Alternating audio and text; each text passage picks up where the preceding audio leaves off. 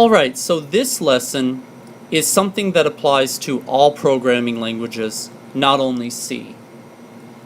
In the last lesson, I explained to you about signed and unsigned numbers, and in that lesson, I explained that the more bits that you have available for storing a value, the greater the value you can store. So for example, if you have 3 bits, you can't store any value greater than 7. If you have 4 bits, you can't store any value greater than 15, and so on. So let's talk about what happens when you have a set number of bits available for storage and you start counting. Alright, so let's imagine we have 3 bits. We start at 0, then we add 1. Now we have 1, now we add another 1. We have 2. We add another 1, and now we have 3. Now take a look at what happens now.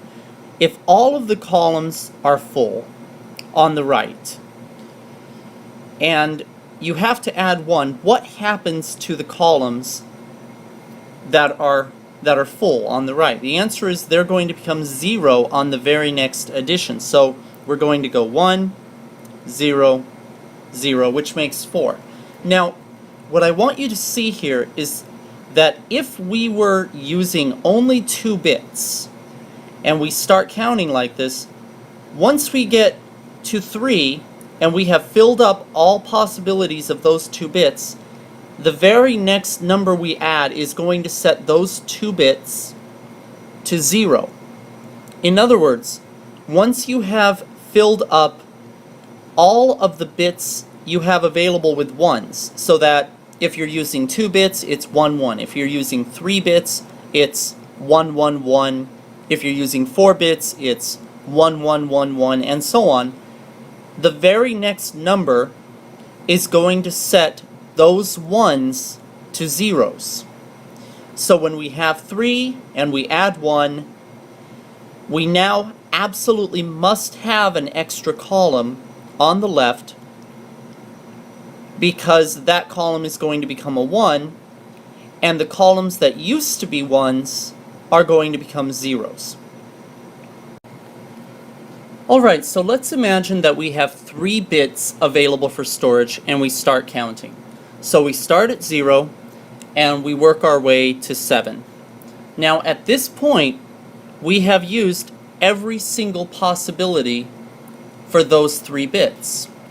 So if we have all 3 bits filled and we add 1, the answer is 8. But if we are forced to stay within 3 bits because that is all we've allocated to store this number, then what we will actually see for our answer is this. We will see 0, 0, 0. So in other words, if you're limited to only 3 bits and you say 1, 1, 1 plus 1, the answer you're going to get is 0, 0, 0, because this 1 that we need in order to make the answer 8 can't fit within 3 bits. So it will not be in the final answer. So I want to make sure you understand this. Anytime you have a set number of bits, you're limited to how big of a number you can store there. If you try to store a number bigger than what will fit, you'll only get the rightmost part of that answer that does fit. So if your answer is 8 and you're limited to 3 bits, you're going to get just 0, 0, 0 as your answer. So if you are limited to 3 bits of storage and you start counting from, let's say, 6, then you would have 6, add 1, now you have 7, now you add 1, and now you don't have 8 because 8 won't fit. 8 is 1, 0, 0, 0, and we're limited to 3 bits. So because you can't fit the 1, you go back to 0, and then you add 1 and you reach 1, and so on. So basically, you count to 7, then you go back to 0, count to 7 again, back to 0, and that's because you can't store any greater number than what will fit inside of 3 bits. So if you apply that same concept to 4 bits, then you would count to 15 and then go back to 0, and so on. So every time you pass the highest possible number, you will go back to 0. Now this can create a problem because you might have a situation in your program where you are adding together two valid numbers and you get the wrong answer. So for example, let's suppose we are limited to storing numbers in 3 bits and we try to add 4 and 6. Now notice that 4 can fit in 3 bits just fine and 6 can fit in 3 bits just fine.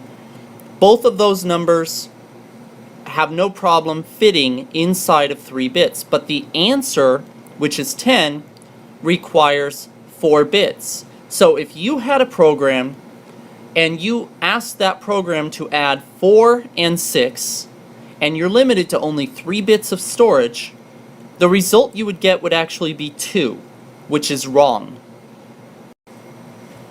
Alright, so what I've been describing is something called numeric overflow. Numeric overflow happens whenever you have a number or a value that is too large to be stored in the number of bits that you have allocated for storage.